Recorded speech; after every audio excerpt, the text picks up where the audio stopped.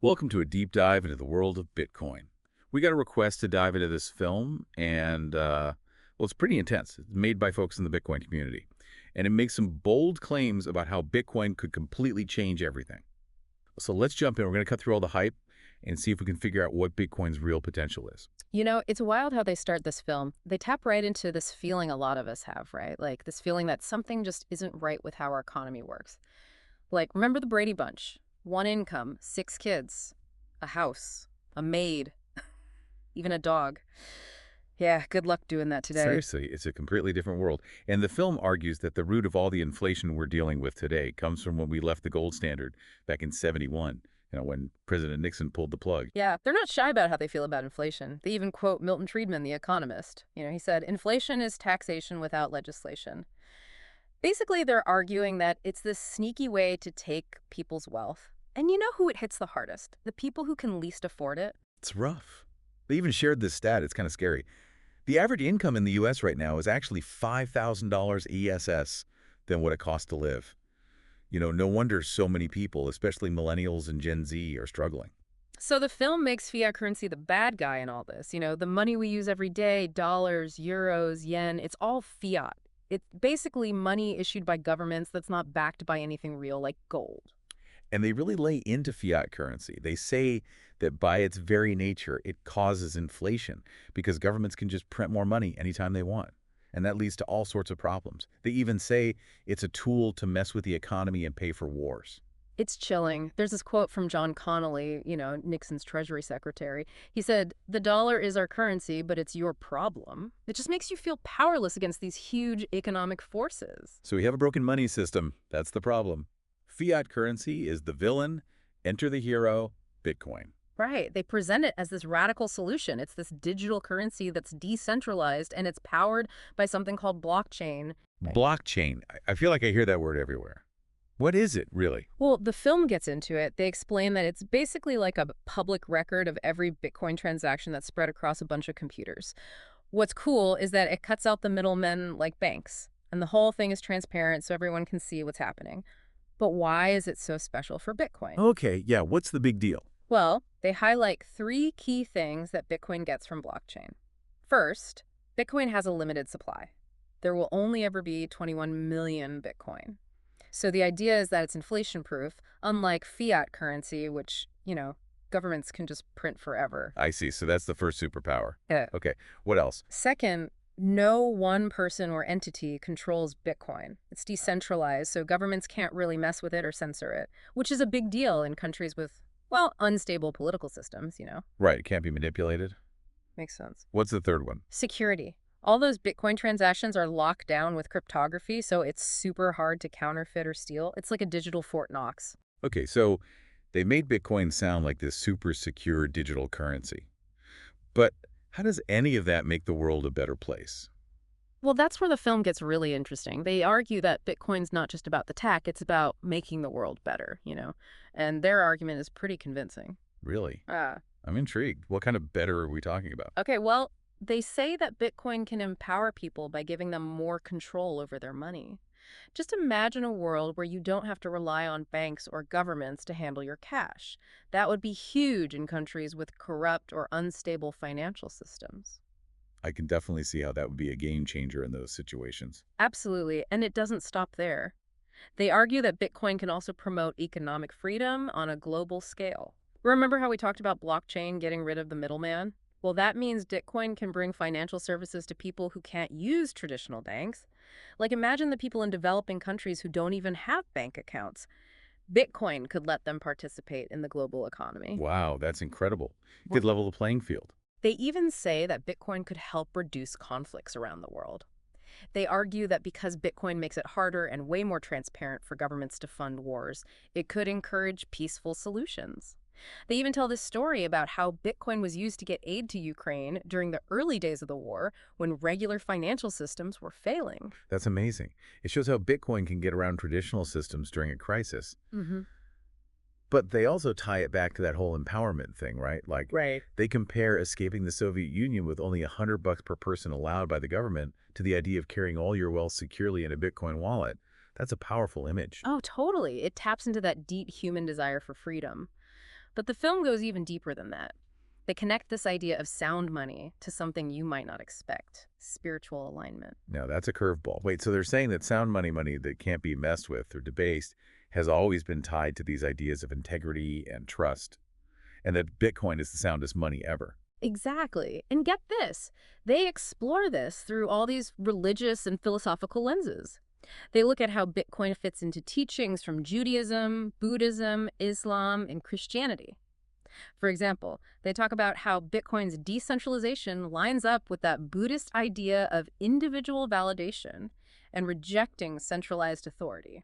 Interesting. So they're basically saying Bitcoin isn't just a tool for making transactions, it's a way to bring humanity back to more ethical and spiritual value. That's exactly it. And that sets the stage for how they talk about the threats to this vision, which is where things get a little scary. Ooh, sounds like a cliffhanger. Looks like we'll have to dive into those threats in part 2 of this deep dive. It's pretty easy to get swept up in all this talk about a better world with Bitcoin. But we got to remember, this film has a very specific point of view. They're definitely pro-Bitcoin. Yeah, for sure. We always tell our listeners to think for themselves. Don't just take everything at face value. Yeah. So let's step back and look at this from all sides. What were your biggest takeaways? What really stuck with you? One thing that hit me was how they tied this broken money system to feeling hopeless, especially for younger generations. It's not just about struggling financially, like not being able to keep up with rising prices. It's this deeper feeling of like you're working your butt off, but the system's rigged and you're never going to get ahead. I felt that too. It's like being stuck on a treadmill, right? Yeah. Going nowhere. Yeah. They use those examples that we can all relate to, like millennials putting off having kids or not being able to afford a house. They're saying these aren't just personal choices, it's the system failing us.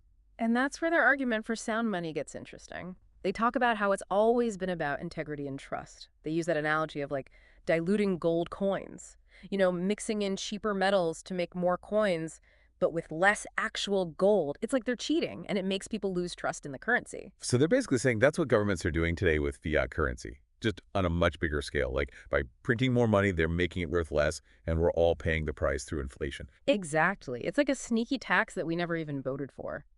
And the film says this system really hurts the poor and the working class, while the rich often benefit from inflation. They even compare it to, like, biblical teachings about stealing and oppression. Pretty heavy stuff. Yeah, it is. And then they present Bitcoin as this big solution, this revolutionary idea. Yeah. It's not just about the technology. It's about, like, shifting who has the power, giving more control to the people, and creating a fairer system. Yeah, it's like this utopian vision, and they use some powerful stories to illustrate it. We already talked about how Bitcoin helped get aid to Ukraine. They also talk about people in Venezuela using it to escape hyperinflation. So these are real examples of how Bitcoin can help when the traditional systems fail. It really makes you wonder, what if? Like what if we could build a better world, a fairer world, using this new form of money? It's a powerful thought. And they argue that it's not just a dream, it's already happening. They point to how Bitcoin's being adopted in developing countries, especially where people don't trust the institutions anymore. Like, remember El Salvador? They made Bitcoin legal tender. That was a bold move to create economic opportunities and attract investment. It was definitely controversial, right? People are still debating whether it's working or not. But it shows that Bitcoin has started to make a real difference in the world. Absolutely. And they contrast this with the potential dangers of CBDCs, central bank digital currencies.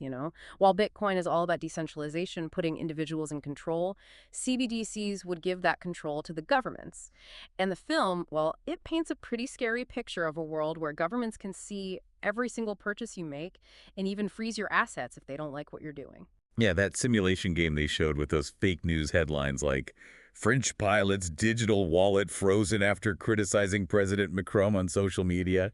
It really makes you think, especially with how fast technology is changing. It's like, are we just sleepwalking into a surveillance state? It's a real worry.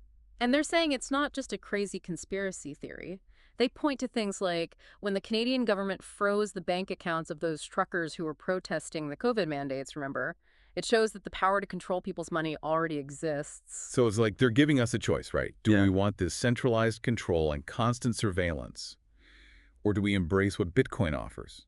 A system that's decentralized, where no one can censor you, and you have more control over your own financial future. They definitely frame it as good versus evil, right? They even call Bitcoin the currency of peace because they think it could make it harder for governments to start wars. That's right. Like a David and Goliath story, Mm.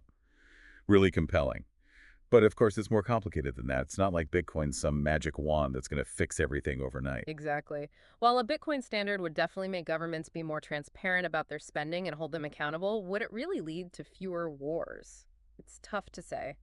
Still, the film brings up some important questions about who has the power, governments or individuals, and their argument that Bitcoin could shift that power towards individual freedom and empowerment is pretty convincing. Yeah, and that seems to be their ultimate goal, right? To Right. create a world where people feel like they have a voice, where they can participate in the global economy on their own terms, and build a better future without being controlled by institutions that might not care about them. It's a powerful vision, but like we said, it's just one perspective, and it's definitely biased towards Bitcoin. For sure. So we always tell our listeners, do your own research. Don't just take our word for it. Figure out what you think about Bitcoin, the good and the bad. But even if you don't buy into the whole Bitcoin fixes everything thing, this film makes us think about some important questions that we all should be asking. Totally. Like, what is money's role in society? Who should control it? And what kind of future do we want? These are big questions that go way beyond just Bitcoin. Huge EE questions. Hmm. And it feels like we're at this turning point in history where the answers are going to shape the world for generations to come. Absolutely.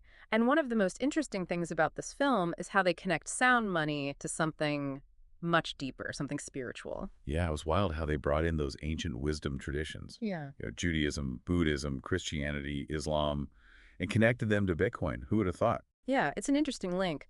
But their argument is that Bitcoin lines up with certain ethical and spiritual ideas in a way that regular money just doesn't.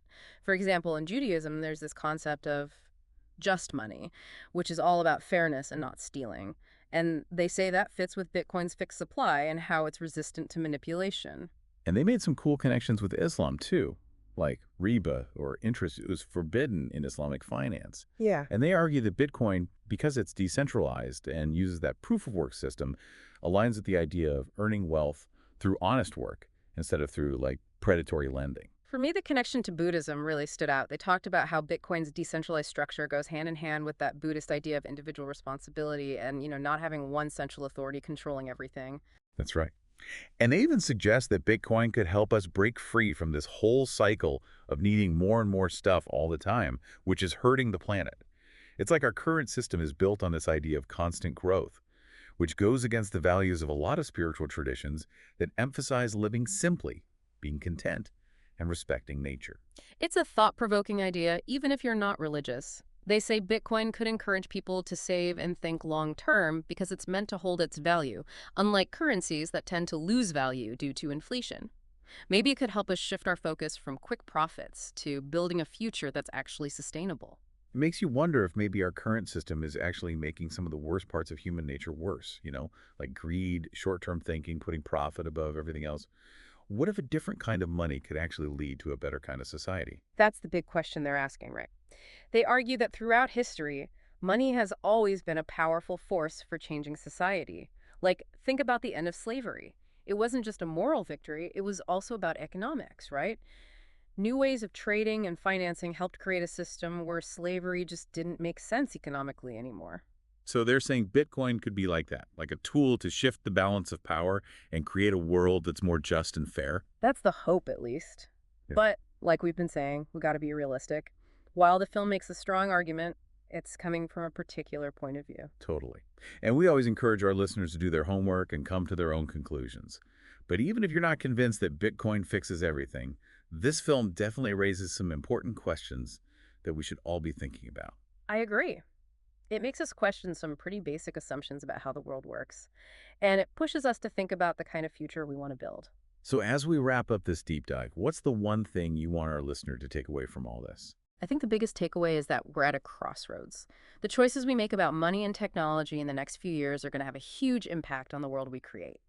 We can either keep going down this road of control, surveillance, and economic instability, or we can explore different systems like Bitcoin that might give us more power, more freedom, and more economic opportunities. It's up to us. Powerful stuff. It's a lot to think about, but that's what these deep dives are all about. They make us look deeper and wrestle with those big questions that are shaping our world. Thanks for joining us on this journey. It's been great. And remember, the conversation doesn't end here. Keep exploring, keep asking questions, and keep learning. We're all writing the future together.